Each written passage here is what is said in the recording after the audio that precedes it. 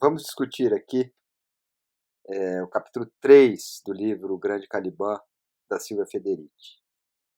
O tema central desse capítulo é o modo com que, em algum grau, o Estado e a Igreja disciplinam o corpo dos indivíduos, né, tentando transformar as potencialidades desses mesmos indivíduos em força de trabalho. Esse é, na verdade, o foco que ela escolhe, né, nesse capítulo. É um processo, então, na verdade, de transformação dos corpos para que eles consigam ser integrados em novos regimes de trabalho e novas formas de vida. O que vai começar a assumir a centralidade no século XVII é uma espécie de tensão entre a razão e as paixões do corpo, que substitui a visão transcendental medieval, onde o conflito entre o bem e o mal, anjos e demônios, se você quiser colocar assim, ocorria, na verdade, fora das pessoas. As pessoas, no máximo, eram receptáculos dessas tensões, né? E esse conflito, então, é deslocado para dentro dos indivíduos, né? Como se a mente humana, governada pela razão, pela prudência, pela responsabilidade, fundamentalmente pelo autocontrole, tivesse que controlar os baixos instintos do corpo. Ócio, lascívia, a dissipação das energias vitais desnecessária, né? É como se o conflito começasse agora então a se desenhar para dentro do indivíduo, entre a mente e o corpo. Logo, né, a reforma do corpo é fundamental para que você possa subordiná-lo à acumulação incessante de capitais, que começava a governar as primeiras manufaturas e fábricas, e dessa forma começava a imprimir uma forma nova, um ritmo novo de vida, né, que se expressava no cotidiano. O fato é que, em linha com o capítulo 24 do Capital, o que a Silvia insiste é que simplesmente dissociar os trabalhadores dos meios de produção não os tornava em proletários, ou seja, precisava de mecanismos variados para que esses despossuídos aceitassem trabalhar por salários, né? E esse é o tema central da Fundação Primitiva, já vimos, mas o que a Silvia está querendo agora, então, discutir uma coisa que não é tão comum entre os marxistas, ou neomarxistas, se quiser chamar assim, é o modo como, então, na verdade, você precisa disciplinar os corpos, né, para que eles se adequem ao regime novo de produção. O fato é que o período marcava uma tensão básica, né, difícil de ser contornada, né, porque, da mesma forma que a percepção crescente ia no sentido de entender o corpo como a fonte de todos os males, né, inclusive uma ameaça à ordem por conta da rebelião, é no corpo que reside o trabalho ou a força de trabalho que precisava ser extraída para os novos processos de valorização, né? Então, isso começou a transparecer na ideia de que o trabalho era uma espécie de força dinâmica, capaz de desenvolvimento infinito, por oposição ao corpo, que não passava de uma matéria inerte e estéril. Mas aí que era o eixo da tensão, né? Um corpo entendido como uma coisa degradada, como uma coisa que limita a mente, mas ao mesmo tempo é lá no corpo, né, que você precisa extrair a força de trabalho, né, para valorizar o capital. Nesse momento há um grande interesse sobre a anatomia, né, humana, e constantes analogias entre o corpo e a máquina, né? E inclusive ver o corpo como uma máquina era cada vez mais comum, inclusive por conta da degradação, né? A mente comanda o nosso corpo, que é uma máquina. Começa a construir a ideia de que o corpo e a natureza se comportam como uma grande máquina, né, com um conjunto significativo de integrações, e isso que dava a imagem de um Deus relojoeiro, ou seja, o Deus que cria esse grande mecanismo a partir de fora do mundo. E, nesse capítulo, a Silvia tenta lidar com a tradição cartesiana, que se forma mais ou menos nessa época, E esse é o grande, é um grande interlocutor, né, com referência a essa tradição, que ela vai desenvolvendo o raciocínio básico, né, que ela apresenta nesse capítulo. Mas para que a gente possa entender o problema, né, os termos em que ela apresenta, nós vamos ter que visitar um outro filósofo, que era um antagonista a Descartes, que é o Thomas Hobbes. É uma figura central também para se pensar esse mesmo período e para se pensar o que nós estamos chamando hoje de era moderna. O problema fundamental do Hobbes é a ideia de que a ordem civil e religiosa estava sob forte ameaça, né, por conta das insurreições religiosas, que eram religiosas e políticas. Então, o problema básico que se defronta o Hobbes é o temor que a guerra civil destruísse de vez a sociedade inglesa. Mas isso também, para isso, ele combina dois objetivos. Né? O primeiro, uma preocupação que a gente pode situá-la mais no plano abstrato, é como seria possível incorporar o pensamento teológico à ciência do Copérnico e do Galileu e os princípios da mecânica que estavam em formação. Né? E, ao mesmo tempo, eliminar vestígios do paganismo romano e do cristianismo primitivo, crendices populares, que foram, em alguns casos, incorporados à liturgia católica. Né? E essa fonte mais mágica, né, uma magia mais popular, era uma fonte de insubordinação geral contra o poder civil e contra a autoridade da igreja. Então, é um movimento duplo. Né? No primeiro momento, depurar a teologia dessas crendices e desse sincretismo, né?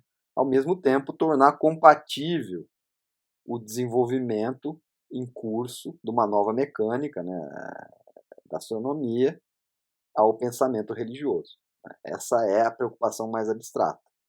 Né? E nisso decorre o que eu falei inicialmente, que é a grande preocupação. Como é que, através dessa transformação, você poderia mitigar as batalhas sangrentas travadas no interior do protestantismo, né, que eram, na verdade, batalhas, disputas por uma autoridade que ele, Hobbes, achava que devia ser constituída. Mas vamos lá. Né? Eu vou partir aqui do que eu acho que é o princípio basilar do sistema teórico que o Hobbes visa construir. Ele parte, né, da ideia de que o corpo humano é simultaneamente vulnerável e apto a matar. Né? Então, essa é a grande peculiaridade. Né? Nós somos vulneráveis à morte dos nossos semelhantes e, ao mesmo tempo, temos a capacidade de matar um antagonista. Isso gera uma vulnerabilidade recíproca que tornaria totalmente insegura a vida dos humanos, né, sem que algum constrangimento externo limitasse esse potencial de violência e de matar o próximo que se encontra sobre todos os homens e reside em todos nós. Né? E nesse sentido, sem esses constrangimentos, todas as sutilezas da vida seriam impossíveis, porque não faria sentido você cultivar a terra se você tivesse que defendê-la com as suas próprias mãos, né? Porque o que poderia acontecer? Você fica o dia todo, ou você fica meses trabalhando a terra para um cultivo, a hora da colheita, chega um sujeito, te mata e toma os produtos do seu trabalho. Esse sujeito vai dormir, vem um terceiro, mata ele e toma, mais uma vez, o fruto do trabalho. Isso geraria uma insegurança generalizada que impediria a posse, impediria a vida social. Então, o homem precisa construir uma coisa extra-humana, né, que limite essa sua violência inerente e essa capacidade e vulnerabilidade de matar. E a vulnerabilidade frente à morte. Isso caminha a par com uma distinção fundamental entre os animais que vivem em sociedade naturalmente e o homem. contra Aristóteles, o Hobbes vai insistir que o pacto e a vida social que os homens criam é artificial. Tá? Ela só pode ocorrer, então, em certas circunstâncias e com algum propósito. É muito diferente dos animais que vivem coletivamente. Né? O exemplo mais conspícuo disso seria uma colmeia. Né? Veja como funciona uma colmeia. O zangão e a rainha são as únicas que têm funções sexuais. Né? Eles ficam na colmeia o tempo inteiro.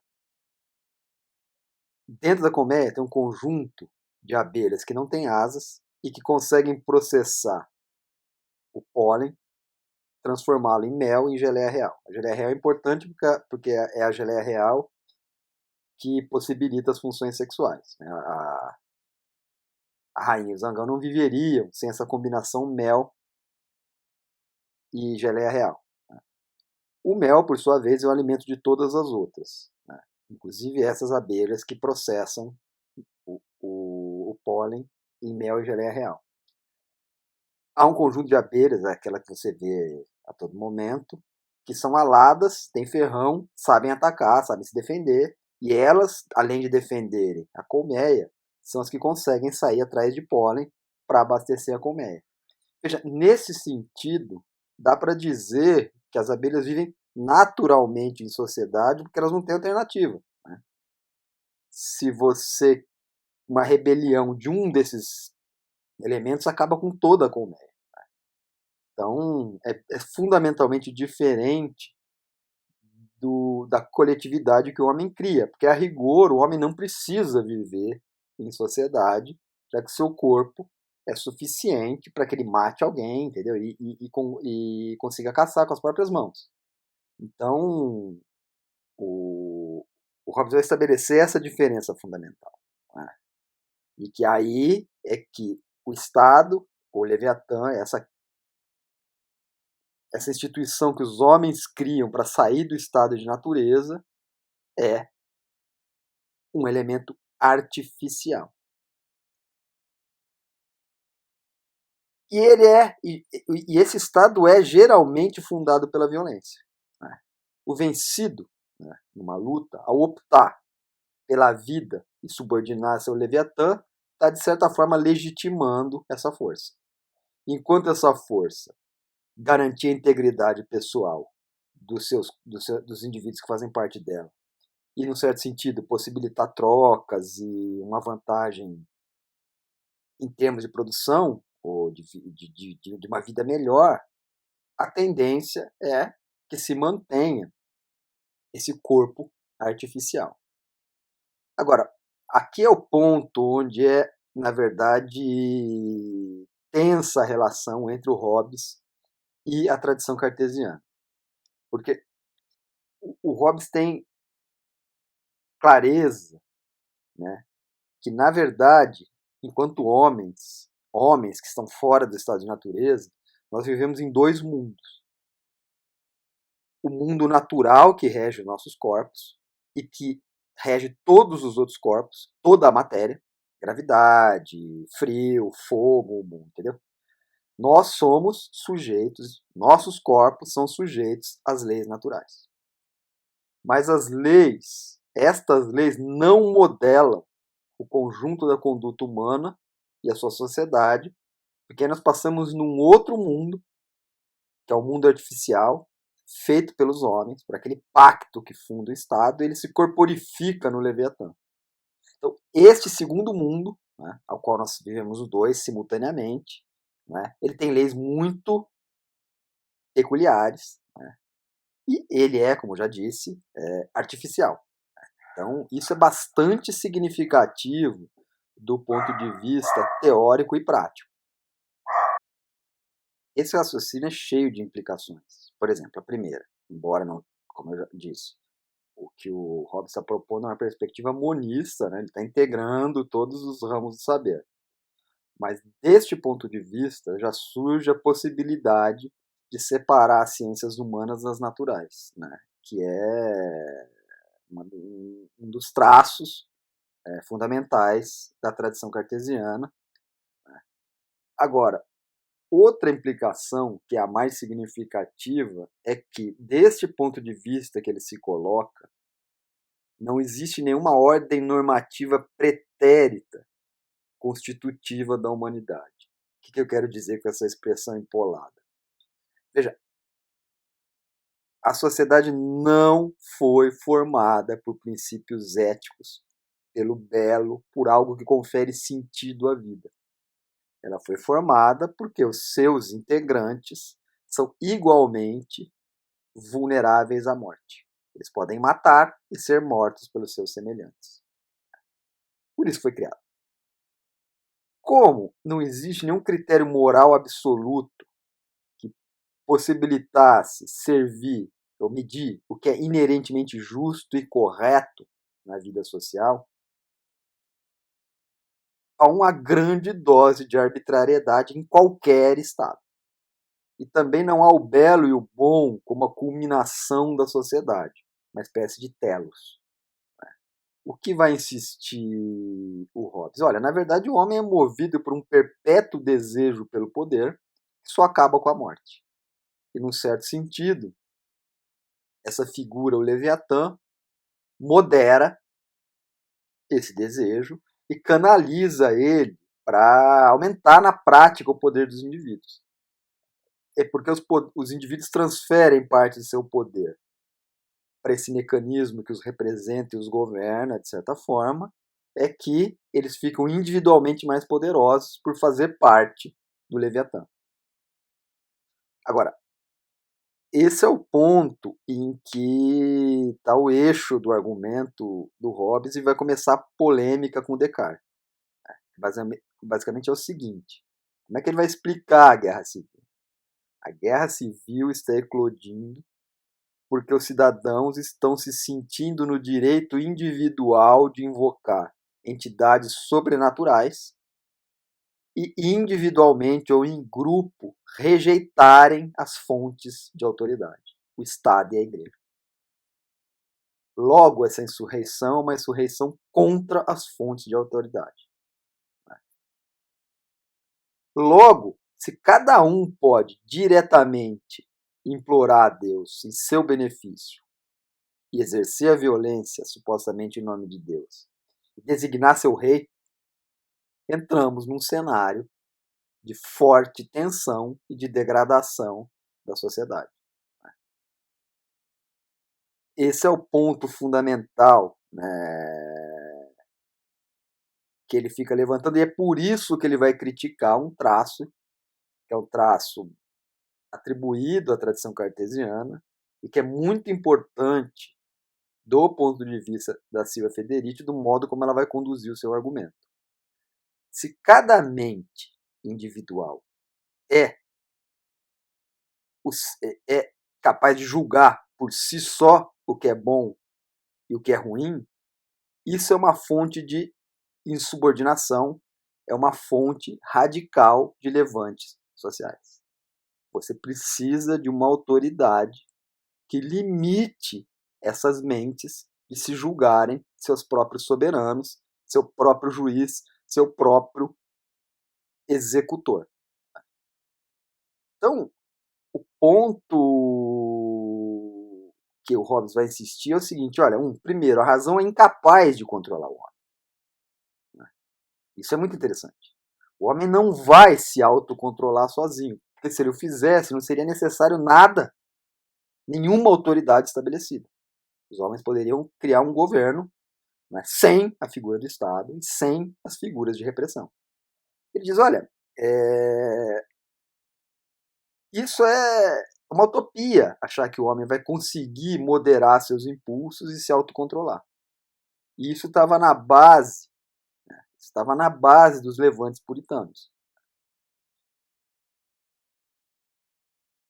Que era nessas bases que muitas vezes se atacava o Estado, a igreja anglicana e até mesmo a propriedade.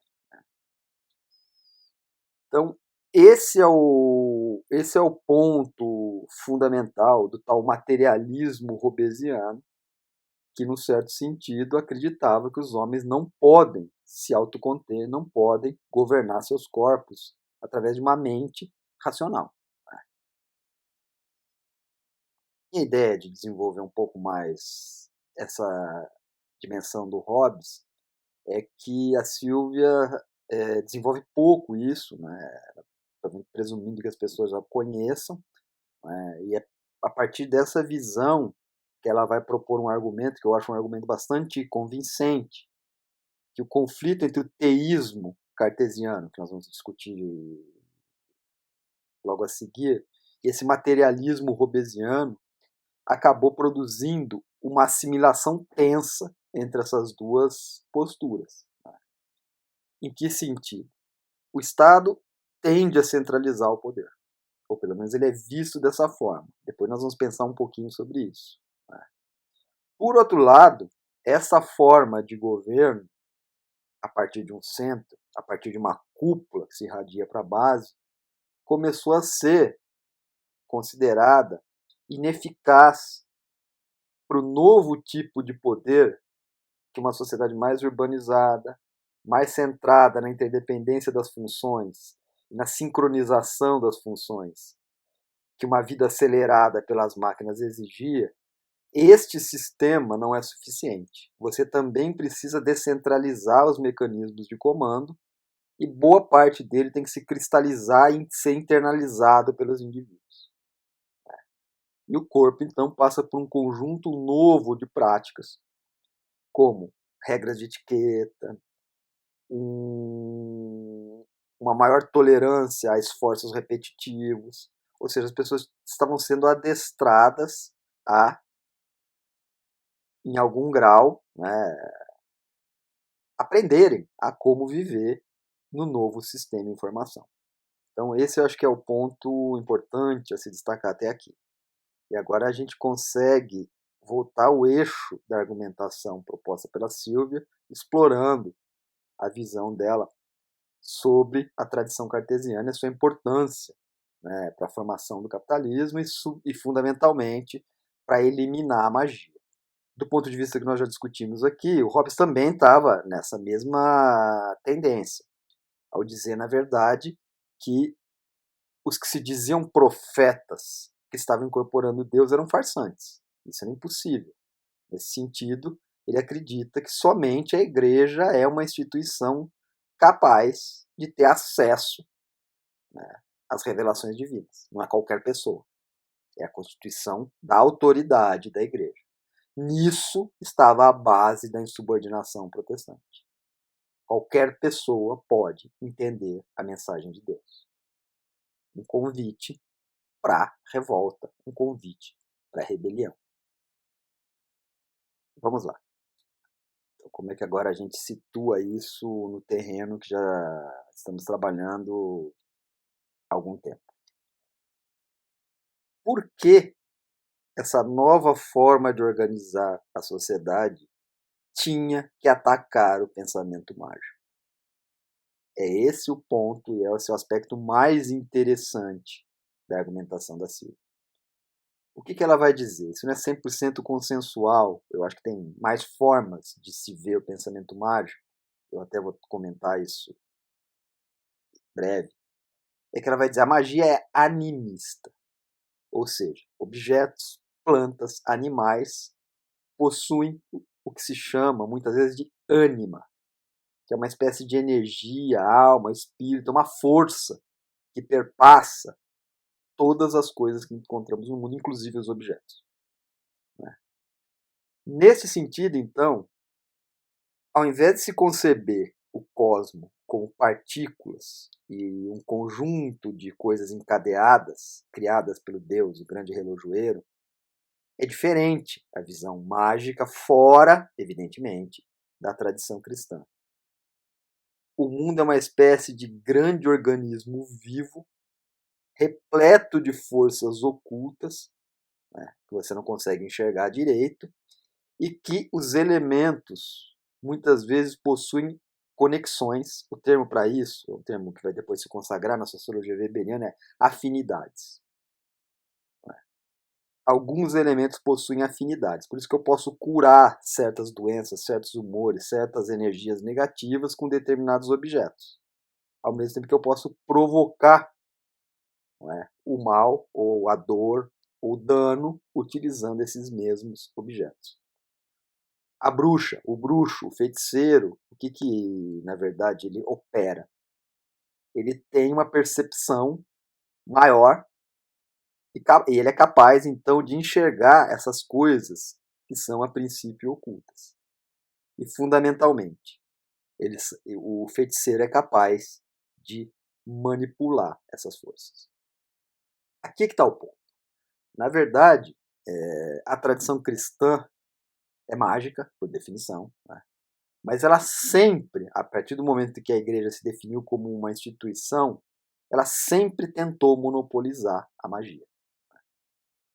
Veja, se você partir da visão católica levada ao extremo, na missa, o que você assiste na missa, por isso que é missa e não culto, é efetivamente um ritual mágico. O padre é a ponta final de uma cadeia que começa em Deus, que sagrou o Papa, que sagrou os bispos, que sagrou o padre, que na missa vai transformar efetivamente o vinho e o pão no corpo e no sangue de Cristo. Transubstanciação. Isso é uma operação mágica. Quando o pão e o vinho é sagrado, eles se tornam efetivamente o corpo e o sangue de Cristo, embora mantenham a aparência de pão e vinho. Qualquer indivíduo que opere a magia que não seja sancionada pela igreja, está no lado oculto e provavelmente próximo de Satanás. Então, esse é o ponto básico da instituição da igreja. Uma instituição monopolista que quer monopolizar a magia. E, evidentemente, nunca foi capaz, né? A igreja nunca foi capaz de fazer isso, mesmo na sua fase áurea. Né? As pessoas tinham os magos, bruxas, pessoas que até hoje, né, acreditam e vivem em função de uma concepção mágica do mundo, né? E que a natureza é vista, desse ponto de vista, como um universo de signos, de sinais, marcados aí por afinidades invisíveis que podem ser decifradas. Então, cada elemento, uma erva, um metal, uma pedra, sangue, possui virtudes escondidas que lhe são peculiares e que podem ser combinadas, né? E isso permite uma transformação do mundo, dessas energias. Você interfere no mundo por via desse conhecimento mágico. Né? E aqui chegamos a um ponto que é relativamente consensual entre todos os antropólogos e todo mundo que se debruça sobre o pensamento mágico.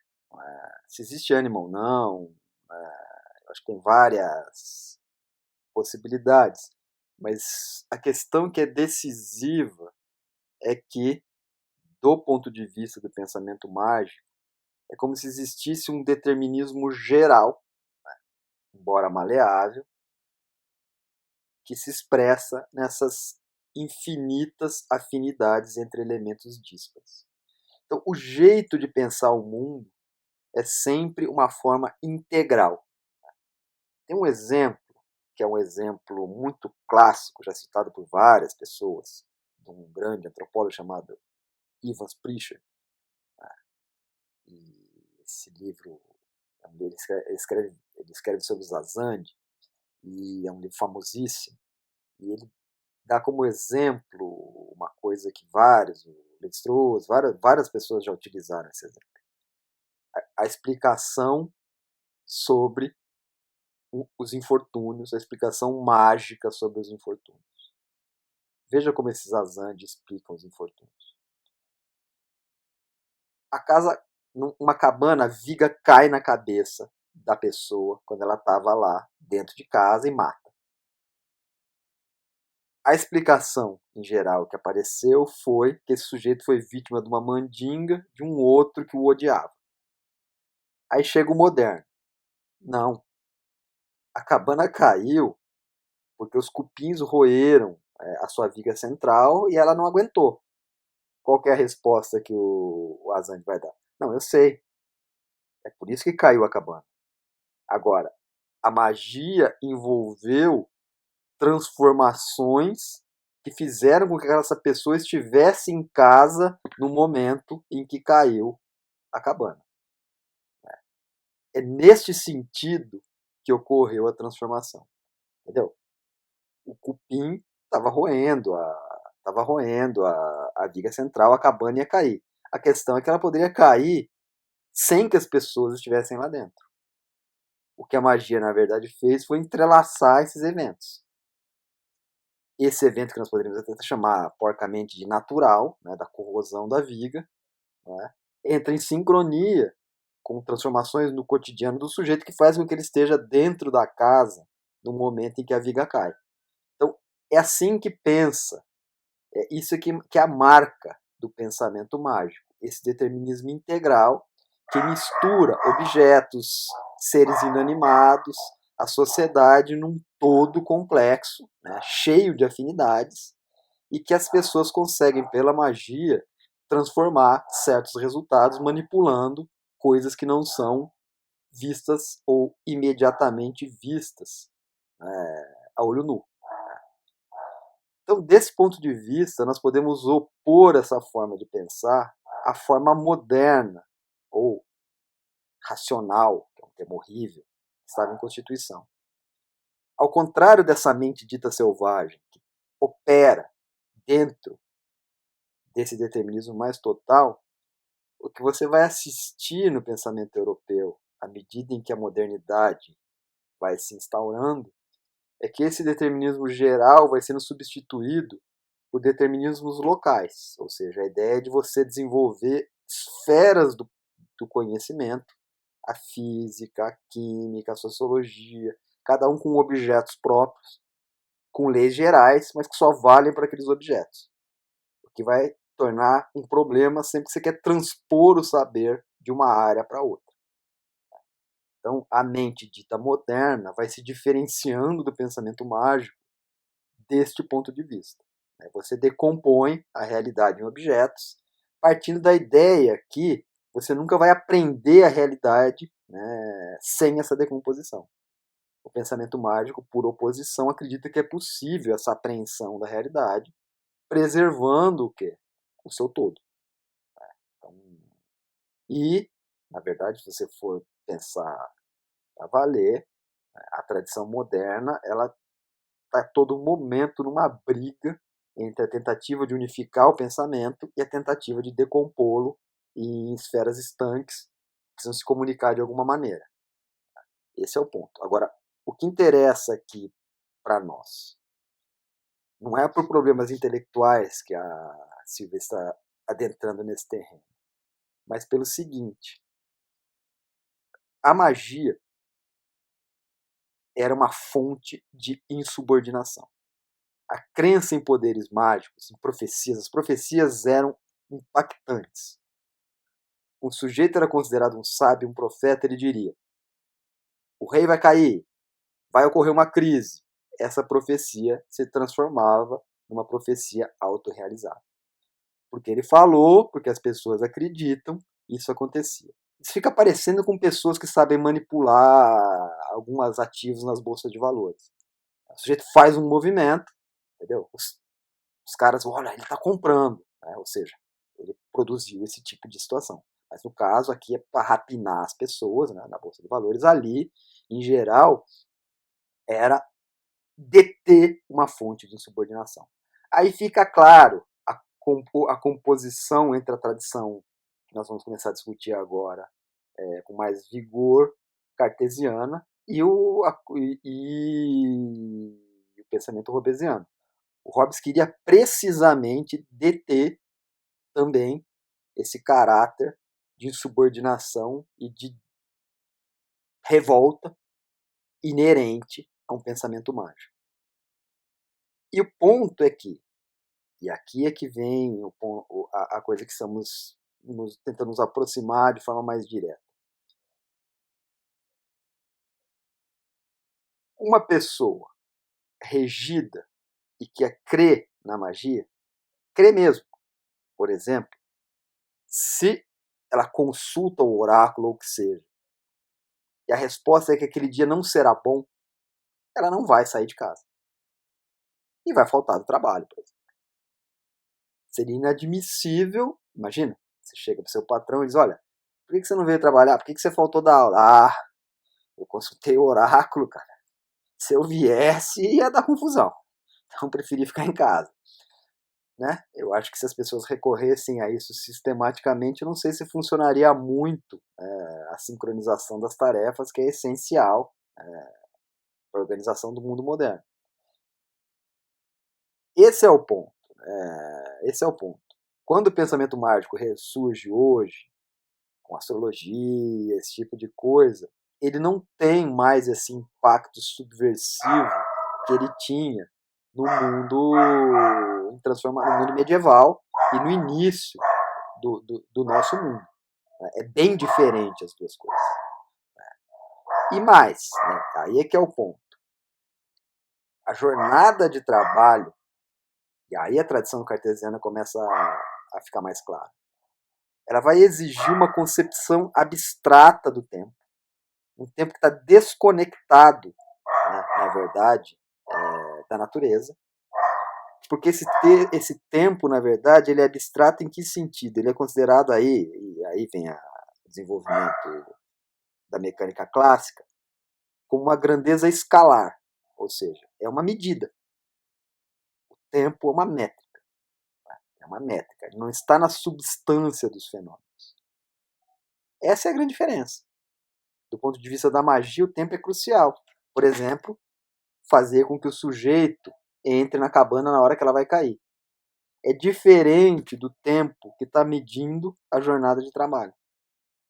O tempo vai ficando abstrato porque ele vai sendo considerado aquelas unidades onde, por exemplo, para que a fábrica funcione, todos os funcionários têm que chegar no mesmo horário. Para que uma reunião funcione, uma reunião presencial, todos os funcionários têm que chegar no mesmo horário. Ou seja, eles têm que respeitar, né, esse tempo ordenador. Às 7 da tarde começa a jornada de trabalho. Meio-dia, uma pausa, e assim vai. O tempo está o quê? Indexando, né? Servindo como um indexador de atividades feitas simultaneamente de forma sincrônica. Agora, esse tempo, essa forma de medir o tempo, é estranha para as pessoas que estavam habilitadas ou habituadas ao tempo. Essa palavra é horrível, eu vou manter ela só pela tradição, ao tempo natural, ao tempo cíclico da natureza. Nunca existiu esse negócio de natureza separada da sociedade. Motivos de clareza, né?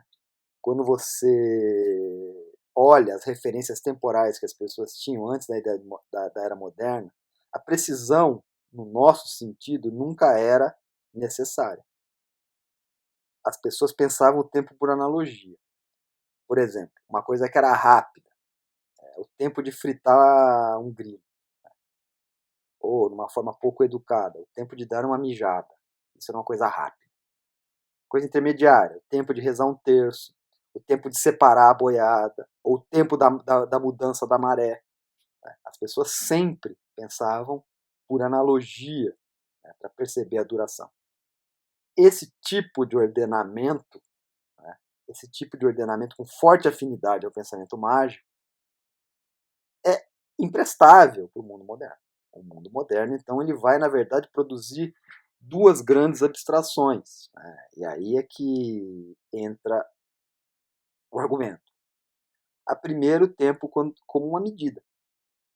A medida que vai, na verdade, mobilizar o trabalho e pagar pelas horas de trabalho. E aí é que está a chave. Quando o tempo é pensado dessa forma, surge uma outra abstração, que é a abstração da moeda, que vai indexar coisas muito díspares. Por exemplo, com a moeda eu compro um almoço, compro uma entrada no cinema, pago um pacote de internet, entendeu? Eu faço um conjunto de atividades que são, em última instância, o que é díspares, completamente díspares, mas como elas são ofertadas no mercado e indexadas pela moeda, eu permito, através dessa abstração da moeda, fazer equivalências. Por exemplo, se eu começar a pensar, nossa, cara, vou comprar um celular, por exemplo. Aí você pensa, nossa, é quase um mês de trabalho, hein? Eu pagar aquele negócio. Será que vale? Percebeu o movimento? Então, o que você precisava introjetar nas pessoas era essa dupla abstração. A abstração da moeda como indexador e, fundamentalmente, o tempo como uma unidade, um tempo abstrato, uma grandeza escalar, e que as pessoas tivessem o quê? A noção dessa temporalidade. E aí tem que saber certinho que dia que horas são. Então, esse é o ponto. E quando e o que a tradição cartesiana vai fazer, na verdade, em grande medida, é ao separar radicalmente a mente do corpo, né, torna-se possível, né, num certo sentido, investir na ideia do autocontrole, da autodisciplina e também na ideia de você moldar a mente das pessoas para que elas se adequem a novos regimes de trabalho. Ele insiste que só homens têm alma, animais não têm, e por isso aparece a ideia do penso logo existo. E essa visão, né, vai, em algum grau, né, negar que o comportamento humano é influenciado por fatores externos, como as estrelas, os humores, a ânima, a magia, e ao mesmo tempo libertar a alma de condicionamentos corporais. Ela comanda o corpo como se ele fosse uma máquina. Então, nesse sentido, o homem, a mente humana, né, o corpo, que é um receptáculo dela, é responsável pelos seus atos e é o centro de todos os demais poderes. Aí é que está a chave. Num certo sentido, isso vai moldar a subjetividade que ela está chamando de burguesa, fundada no autocontrole, a propriedade de si, porque isso é decisivo. O cara começa a achar que ele é dono do corpo dele. Isso que é engraçado, porque se ele é dono do corpo dele, ele pode alugar. E o outro que tem dinheiro pode pagar o aluguel do corpo. Lei, responsabilidade, memória, identidade. Né? E isso tornou possível o quê? Essa fusão tensa entre a ênfase hobbesiana no Estado, nas fontes de autoridade externas ao indivíduo, e a ênfase cartesiana na mente, na sua habilidade de autocontrole e da propriedade de si e tudo mais. O freio da consciência, que permite que os homens se autorregulem. É nesse sentido, então, né, que é fundamental, né, essa tradição cartesiana se imbricando com a tradição hobbesiana e produzindo, né, esse homem já afastado da magia, afastado da influência dos profetas, afastado da bruxaria. Um homem dócil que, a partir de então, aceita, né, um novo regime de trabalho, uma nova forma de vida, né, tocada pelas máquinas e tudo mais. Podemos chegar ao ponto-chave aqui da discussão. Veja, a ideia de autocontrole, a ideia da sua mente ser capaz de se autorregular e reger o corpo, não era para todos. Na verdade, a discussão era extremamente elitista. Né? O autocontrole era para uma pequena elite que se julgava, então, apta a comandar a vida política. A multidão era a barbárie, entendeu? Os corpos bárbaros. Esse é o ponto. A questão aqui não é a ideia de que todos vão se autorregular de alguma forma, viver numa certa harmonia. Não. Era uma ordem hierárquica, de imposição de disciplina, né, e que envolvia uma nova relação com o corpo. A vergonha, né, a vergonha da nudez, bons modos, higiene, né, ou seja, uma nova relação com o corpo.